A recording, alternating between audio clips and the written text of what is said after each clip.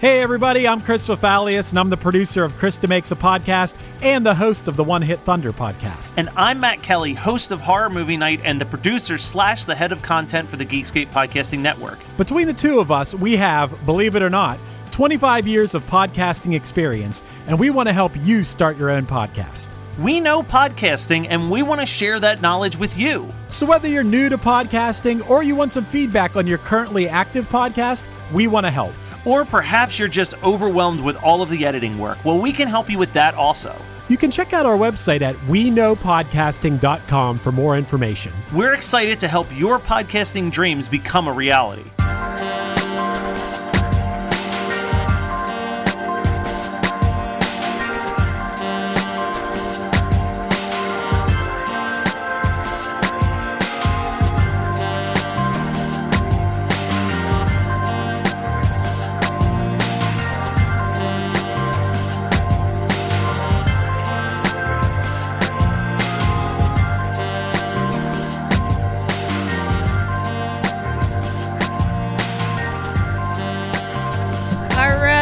What's up, everybody? What's up, everybody? It's another episode of my favorite episode with Julie and Kathleen. And Producer Matt. I didn't know if we were going producer or not. No, he's producer today. He's producer He Matt. hasn't really been fresh.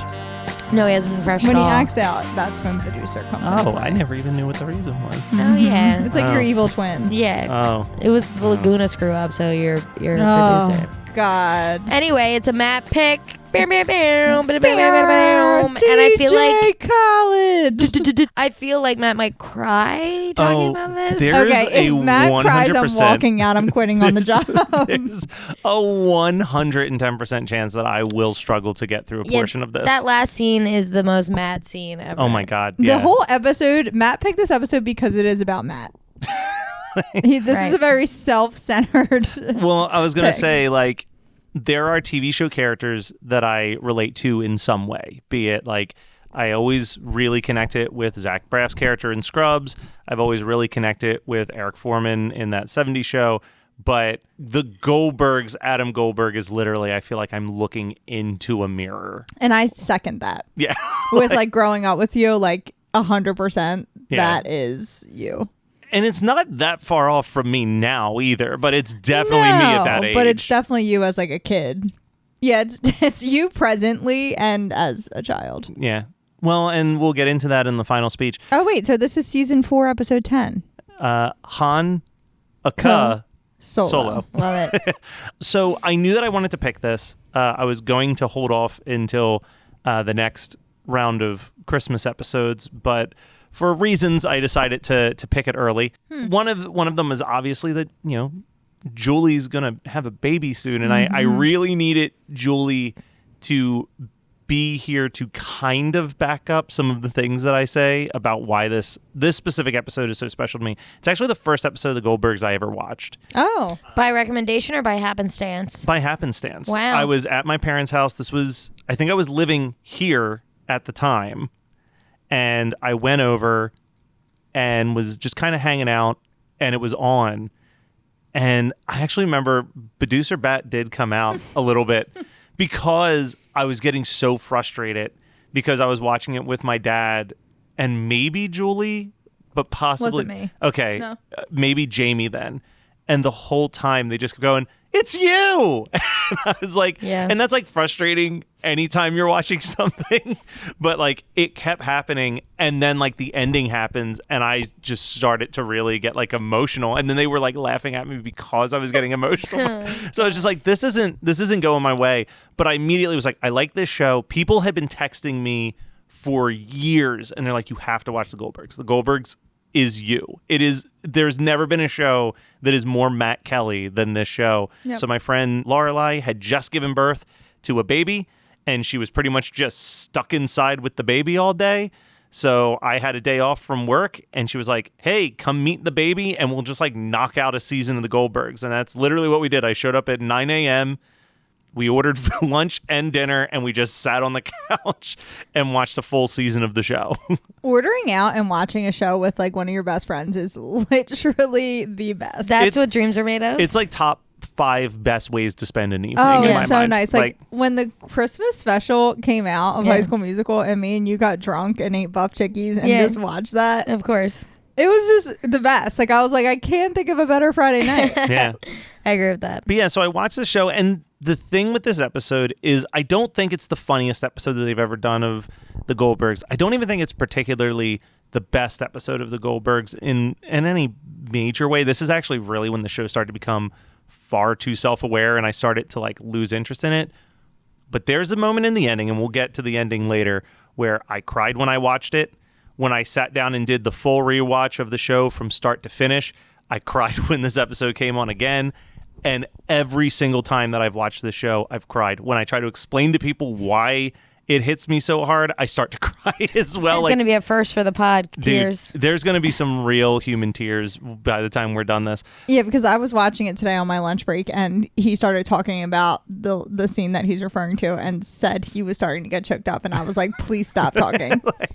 Do not cry. Yeah, no, we'll get there. The thing that I do think is great about this show is that it really does capture the best parts of your childhood at times. Like the opening with him circling the toys in the magazines, like 100%. Yeah. That was like Yeah.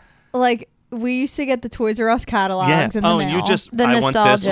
one. Yeah, circling it all, writing lists. Like, I mean, we all are big on the holidays, and we voice that very often on this podcast. And it's just like sad. Like, I think that's one of the things I'm like most excited about of like being a parent is having that. Like The little joy. kid being so excited like for holidays and stuff like that when it just like kind of goes away when you're older. Yeah, it gives you that spirit back. Yeah. I agree with that. But yeah, I loved the opening scene because it's like everyone did that. While we're there, I just want to say I had thought I had seen many episodes of the Goldbergs. Yeah. I'll tell you right now, I've never seen the theme song. Well, I've never heard this theme song. I've never seen this theme song, not once. Like, I thought it was a dinner table show. Like, I've seen it. Yeah. It's set in around Philly. They're always wearing flyer shirts and shit. Like, they're always... And I was like, why don't I recognize this theme song even for 1 second? It's also very short. The thing Yeah. that I kind of hate about the theme song, and I don't know if it's mixed better when you watch it on Hulu, but like on the DVDs specifically, the theme song is mixed like 20 decibels louder than the rest of the show. So like I would like turn up the volume because I'm like, I can't hear what they're saying. And then all of a sudden the theme song would come on. I'd be like, Jesus. I don't Yeah. even remember what was the theme song. I don't know. It's like a keyboard going crazy, and it's basically just like, I'm twisted up inside just thinking of the things I need to say. Oh my God, did I watch that? I know. don't remember that. Well, it's funny because I have exactly 2 notes written down. I have a lot of stuff in my head to say, Yeah. but the one was never heard this song in my life, and the second one is, of course, you picked a holiday episode in May. Yes. Julie said that as soon as I So walked on in from brand. getting a Starbucks. So fucking on brand. It's on brand, whatever. I love it. I love holiday episodes always. And Yep. this one was, I thought it was really good. For the record, of course, I just said, I don't really watch the Goldbergs, but I thought it was so enjoyable. Like, the Yeah. 2 older siblings to me have so much chemistry. The mom's comedic beats, fucking lit. I was like, oh my God, she is killing this. This role was made for her. Yeah. I've said before that the other reason why I relate to this show, and it's definitely not to this level, but Donna and Jim definitely have some of the traits and elements of the parents on the Goldbergs. Like, there are episodes where I'm watching it and like Bev's whole storyline of kind of pseudo lying to get her kids to do something that she wants them to do is so much Julie and I's mom sometimes. I know, that's what I was just going to say when you said you turned into producer when you were mad that they were saying it's you. Yeah. Matt has pulled up multiple YouTube videos from the Goldbergs being like, Mom, you have to watch this. This is so you. So I'm like calling the Ghetto Black, aren't we? Well, usually it's because she'll say something and it's like, you sound exactly like her right Well, now. the one thing that like, and this sounds like I'm like totally trashing my dad. I'm not. My dad is my boy. I Yeah. ride for him. Shout out Big Jim. But the one scene where he's like talking to the dad about the Star Wars Christmas special and he keeps pretending to fall asleep, I'm like, that is my dad. Our dad has probably done that to you for on sure. multiple occasions. This is the story that Dad loves to tell of me as a kid. This will start the descent into why I connect with the show so much. But I didn't have a ton of friends in school, especially in like elementary school and middle school. And when you would go into the library, you could like get out any book. And I got out I had read every single Peanuts / Charlie Brown comic book because I relate it so much to Charlie Brown. And I told my dad that, and he's like, what are you talking about? And he's like, like just no one ever wants to hang out with me, and I just feel like I have like bad luck all the time. And he said, shut up, blockhead, you've got friends. And I was like, God damn it, Dad. Like that's just always been his humor, is he like leans into it, and he loves that story for some reason. But like the other thing, this isn't in this episode so much, but early on in the series, the big joke is that as soon as the dad comes home from work, he immediately takes off his pants and is just hanging out in his boxers, which isn't so much our dad now, but like 5 years ago, Sure was. there was definitely a roll of a dice if you came in the house if there was going to be pants on our dad or not. Good for him. Fuck pants. Just living his life, yeah. I think that this episode does capture a lot of great things about childhood. One of my notes is I want that Kermit the Frog trash can, which Of course. it also... You sure it's not in here? No, not yet. I'm sure he ordered it. Sure it's on its way. Special ordered from eBay. Yeah. I've been bidding on it for weeks.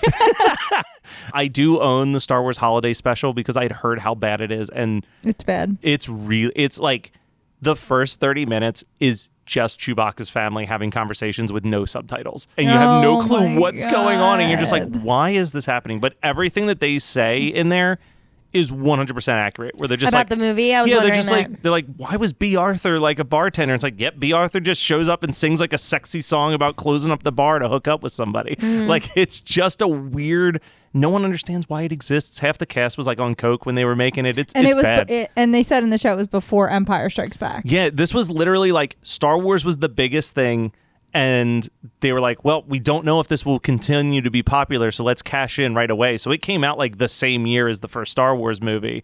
Little did they know it was going to be like the biggest franchise that has ever existed. But yeah, so that's like the setup to the Star Wars.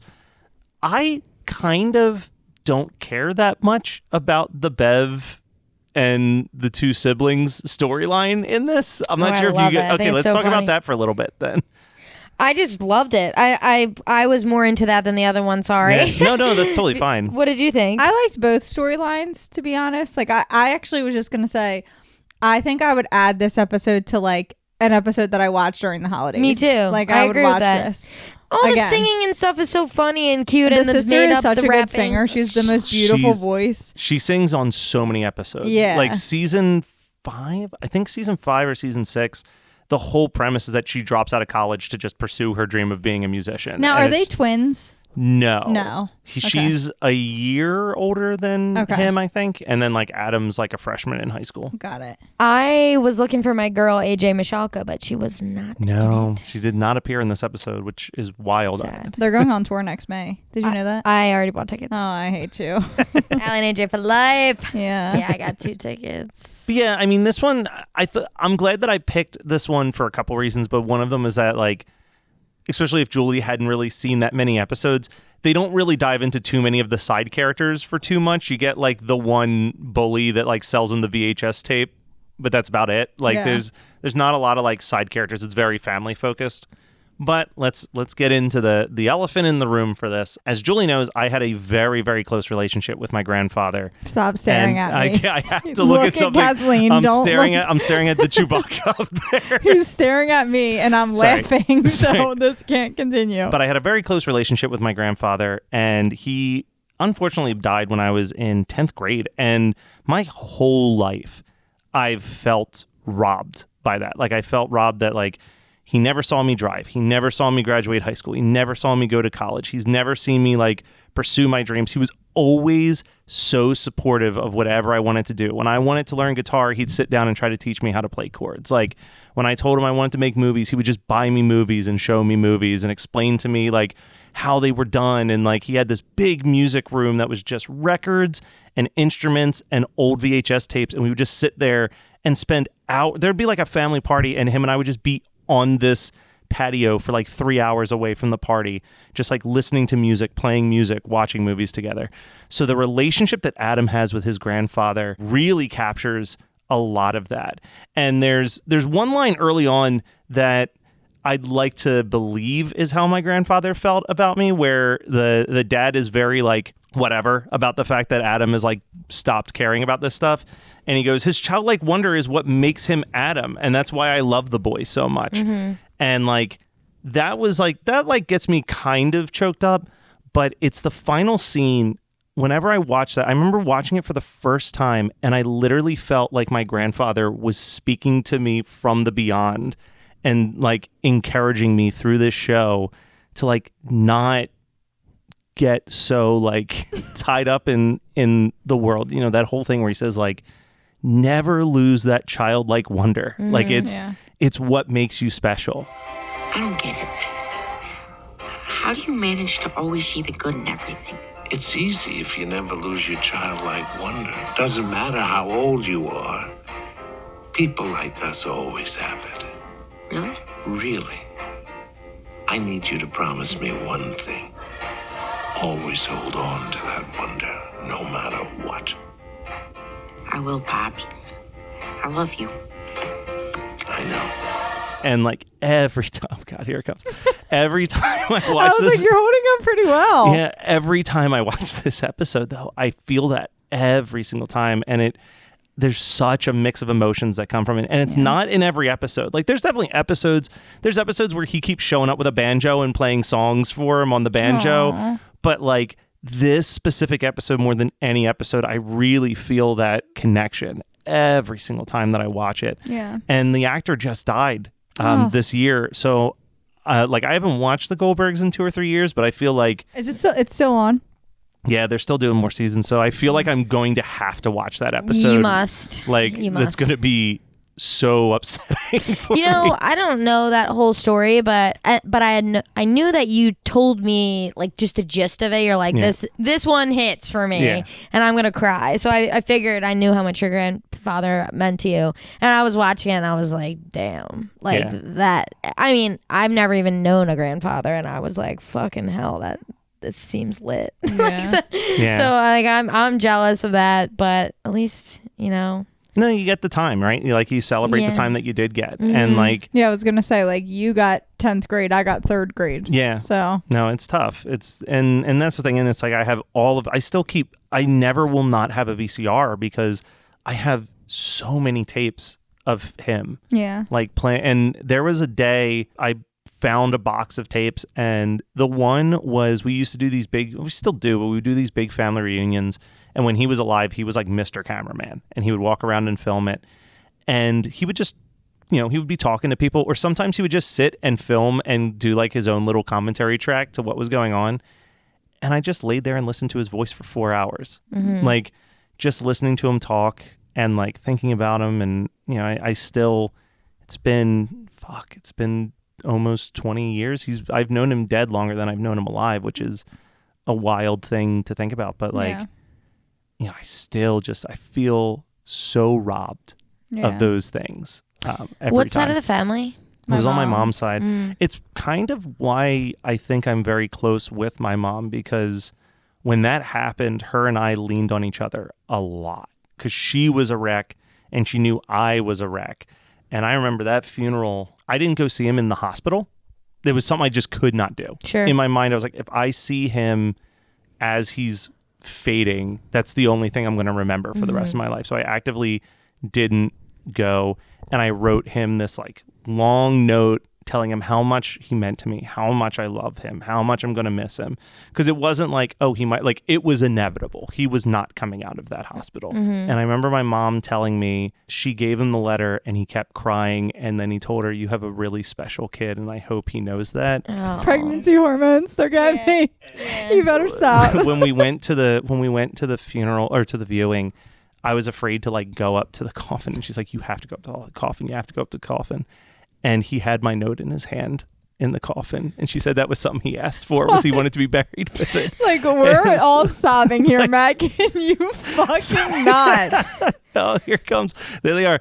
But like this episode, like I said, that scene just means so much to me. And like every time I think about it, it hits the same way every single time. That like I had this beautiful relationship with my grandfather, and I always feel like he's riding right there with me at all times. And I remember that the first time I heard that speech, no one could convince me that it wasn't him speaking to me Right. from beyond the grave. It was just clear as day to me. I cannot believe that this is happenstance, the first episode you've ever seen of the Goldbergs. That's That is what I out mean. of That's what I was control. just gonna say. That was a sign. Yeah. That is a sign. Yeah. I fully believe that. Yeah, me too. Yeah, like For it's just sure. like it's the only way that makes sense. But yeah, I mean, it's the show. The Goldbergs is a really fine show, and I do enjoy it. But we were talking about it last week when we were talking about like Modern Family, where it's just like you kind of see one episode of the Goldbergs, you get the vibe. Yeah. It's interesting though. I was really impressed by this episode. Like, I thought it was really fast paced. I thought the jokes were on. Like, Yeah. I was not like,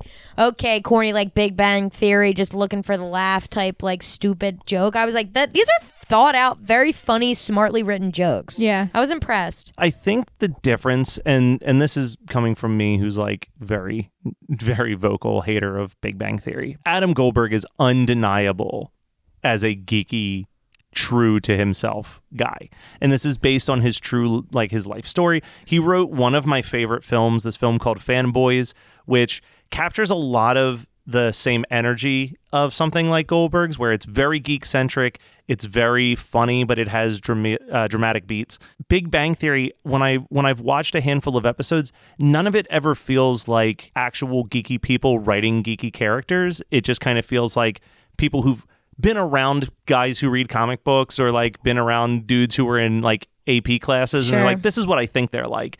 But you watch like the Goldbergs, and it's like he gets the spazziness of being a fan so perfectly. Yeah. There's an episode I remember my mom called me and was like, you need to watch the opening of the Goldbergs right now. Like last night's episode.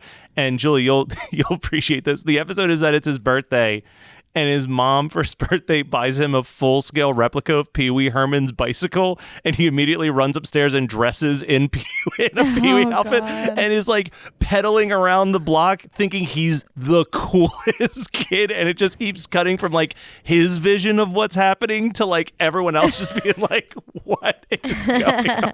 But I'm like, yeah, if my mom was like, here's the Pee Wee bike, I'd been like, all right, let me go get the Pee Wee suit. Yeah. Like, That's hilarious. Fucking dork. I am a loser. I love it. That's So all am right. I. My good God. That's the only way to be. I feel like honestly these days losers are cooler than cool people. Yeah, cool people. There is. That's cool. what- Cool doesn't exist. That's what Cruel Summer's about, right? It's about how like she should have just hung Yeah, out but with the dorky fuck kids. Jeanette Turner. Fuck Jeanette Turner. Gosh. On my birthday, Julie posted on Instagram and called me Jeanette Turner. Oh, what a mean thing I to know. No, I do. just thought it would be funny. I got a few responses being like, savage. I'm like, I know, Brat. God, I hate her. Oh, Yeah. she makes me ill. Yeah.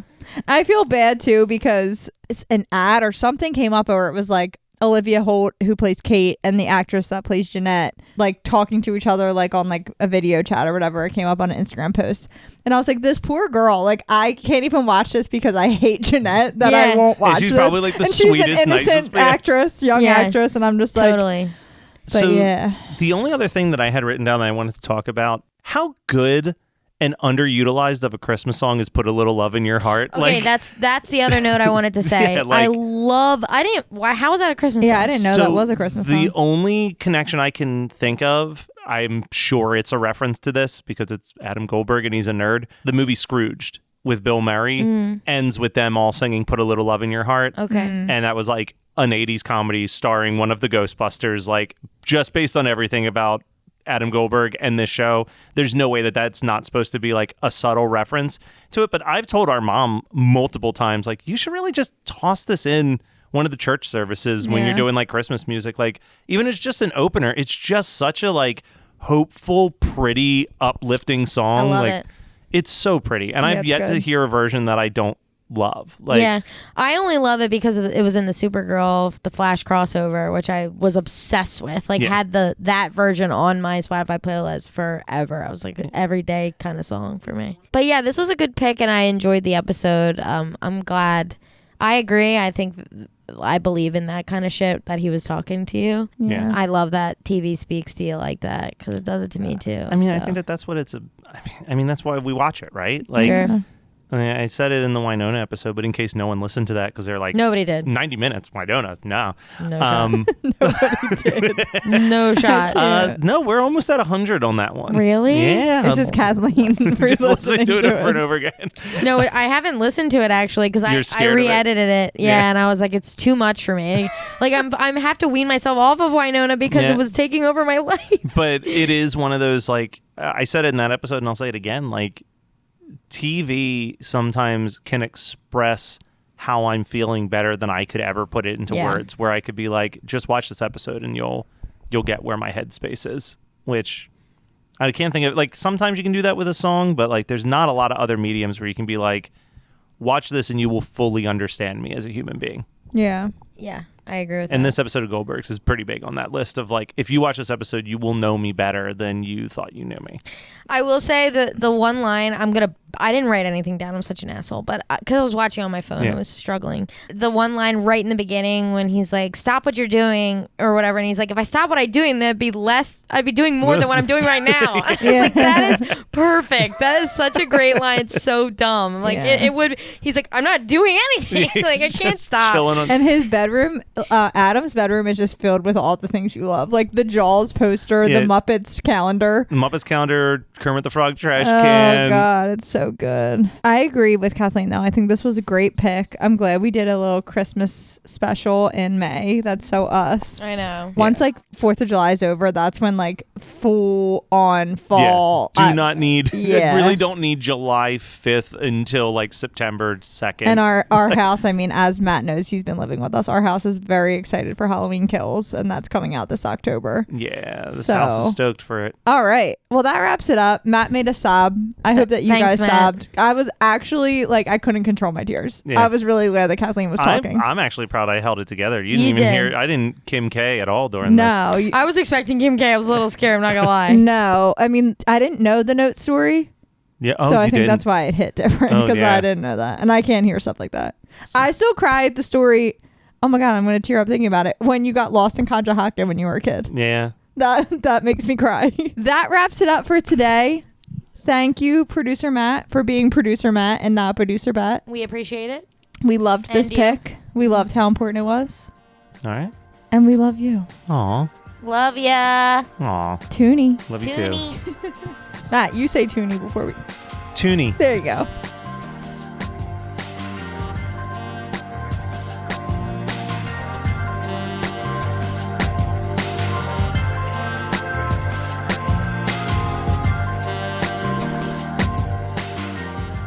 This has been My Favorite Episode Of. My Favorite Episode Of is produced by Matt Kelly as part of the Geekscape Network and hosted by Julie and Kathleen.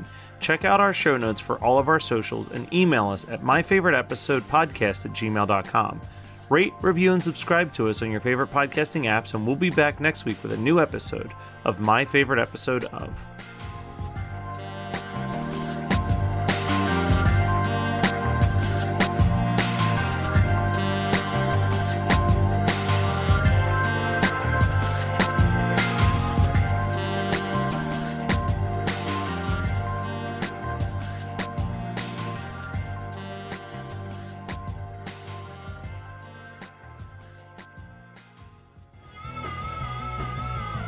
You're listening to the Geekscape Network.